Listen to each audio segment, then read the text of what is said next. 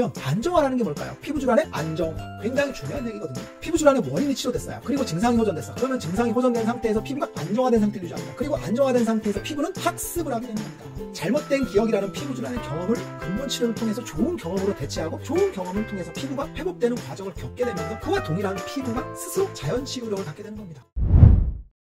안녕하세요, 묘한의사입니다. 피부 질환을 치료하다 보면 환자분들이 재발을 먼저 걱정하십니다. 치료는 쉽게 될 테니 재발이 걱정이라고 말하시거든요. 그런데 피부 질환 치료가 쉽나요? 양방 피부과에서 스테로이드를 바르고 좋아지는 것을 치료가 되었다라고 생각하시는 경우들이 많아요. 그리고 다시 악화되는 것을 재발로 여기시는 경우가 많거든요. 이건 엄밀하게 말해서 치료가 된 게 아닙니다. 그냥 증상을 억제한 거죠. 스테로이드제 약발이 사라지고 증상이 다시금 심해지는 것은 재발이 아니라 증상의 악화에 불과한 것입니다. 이런 생각을 갖고 치료는 잘 되는데 자꾸 재발한다고 쉽게 말하시거든요. 그런데 실제는 치료가 안 된 상태니까 재발한 것이 아닌 것이죠. 그냥 치료가 안 돼서 호전과 악화를 반복하면서 만성화된 것에 불과하다는 얘기입니다. 이런 생각을 갖고 계시다 보니 자연스럽게 치료보다는 재발에 방점을 찍고 병을 바라보는 경우가 많습니다. 치료는 쉬운데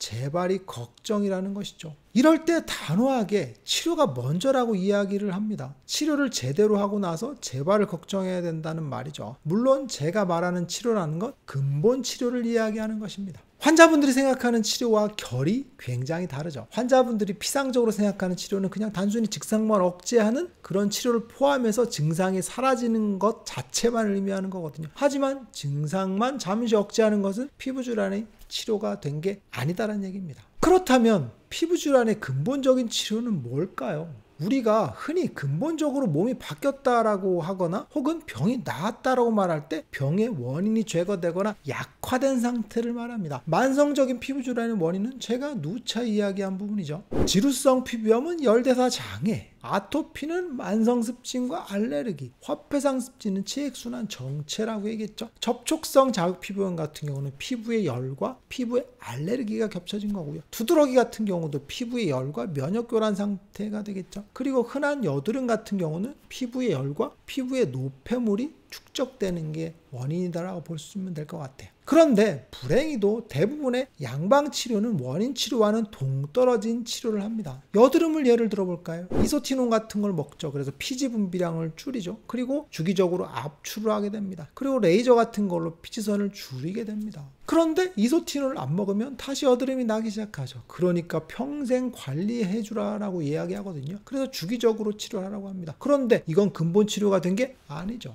지루성 피부염을 예를 다시 들어볼까요? 이것도 피부의 체질이니까 안 낫는 병이라고 단호히 이야기합니다. 피부가 지루성 상태니까 안 낫는다. 그리고는 증상이 올라오면 스테로이드를 가끔씩 써주면서 그냥 관리하다라고 얘기하거든요. 평생 안 낫는 병이다라고 단호하게 이야기합니다. 그래서 양방 피부과적으로 대부분의 피부질환은 정말 안 낫는 경우가 많습니다. 흔하디흔한 여드름조차 평생 관리해야 된다고 하고 아토피나 화폐상습진, 지루성 피부염 같은 경우는 스테로이드제나 면역 억제제로서 증상을 억제하는 것 외에는 달리 방법이 없습니다. 결국 피부질환의 치료에 대한 접근 방법이 애초부터 원인에 대한 접근조차 하지 못하는 것이 문제입니다. 제가 분류가 철학이다라는 이야기를 저번 시간에 했을 거예요. 근본적인 치료에 따라서 질환을 분류하고 그 분류에 따라서 세부적인 치료 방법들로 치료를 해야 된다라고 얘기하는 거거든요. 그래서 습진의 3대 병인을 들었죠. 첫 번째는 열, 두 번째는 알레르기, 세 번째는 체액순환 정체다라고 얘기했죠. 이 세 가지 3대 병인을 치료돼야만이 피부질환이 치료된다라고 말하는 겁니다. 반대로 말하면 대증 치료로는 증상만 좋아지게 했다라고 이야기할 수 있고, 그리고 치료를 중단하자마자 증상이 다시 올라올 수밖에 없다라는 거죠. 즉 재발을 막기가 사실상 어려운 게 대증 치료다라고 보시면 될 것 같아요. 이런 측면에서 보면 피부질환의 원인 치료라는 건 스테로이드에 비해서는 효과는 다소 느릴 수 있어요. 그런데 낫게 되면 안정화된 피부 상태를 오래오래 유지할 수 있는 속성을 보인다라고 보시면 돼요. 그러면 안정화라는 게 뭘까요? 피부질환의 안정화. 굉장히 중요한 얘기거든요. 피부 질환의 원인이 치료됐어요. 그리고 증상이 호전됐어. 그러면 증상이 호전된 상태에서 피부가 안정화된 상태를 유지합니다. 그리고 안정화된 상태에서 피부는 학습을 하게 되는 겁니다.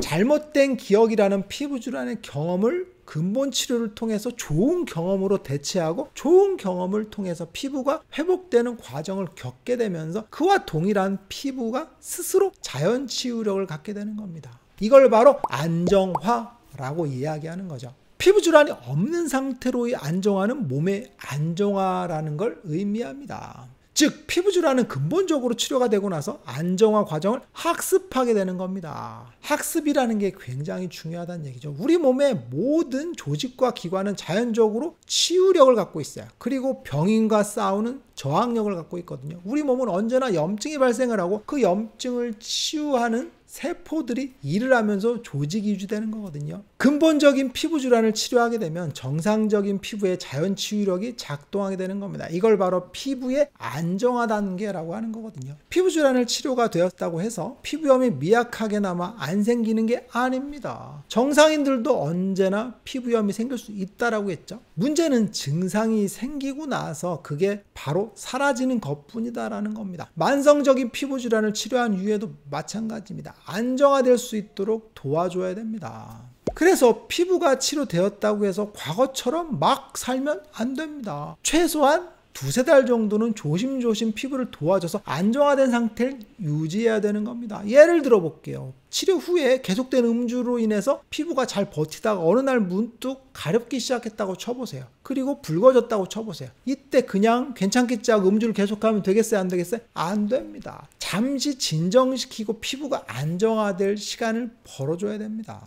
그렇게 되면 안정화 과정을 학습하게 되는 겁니다. 자연회복이라는 학습을 하게 되고 좋은 기억, 승리의 기억, 치료의 기억을 갖게 되는 겁니다. 이렇게 1년간 학습을 했다고 쳐보세요. 그럼 봄, 여름, 가을, 겨울 계절의 변화를 다 이겨낸 겁니다. 피부 입장에서 보면 계절도 스트레스고 악화인자거든요. 그럼 1년을 잘 버텼어요. 그러면 2년이 되면 재발률이 늘까요, 줄까요? 현저하게 줄어듭니다. 피부는 스스로 치료하는 과정을 거쳤기 때문에 점점 피부가 더 강화되고 안정화된 상태를 유지하는 힘을 갖게 되는 거죠. 자연 치유력을 갖게 되는 겁니다. 그래서 3년, 4년, 5년 해가 갈수록 피부는 안정화된 상태를 유지할 수 있는 능력을 갖게 되는 겁니다. 이게 바로 정상적인 피부가 되는 과정이다라고 보시면 될 것 같아요. 오늘 이 시간에는 피부의 안정화 단계, 피부를 어떻게 근본적인 치료를 통해서 재발을 막느냐에 대해서 한번 알아봤어요. 우리 모든 피부는 안정화된 상태를 유지했을 때 재발이 되지 않고 잘 유지될 수 있다는 걸 꼭 기억하시기 바라겠습니다. 묘한의사에게 궁금한 거 있으면 댓글 남겨주세요. 영상을 통해서 답변하겠습니다. 빠이.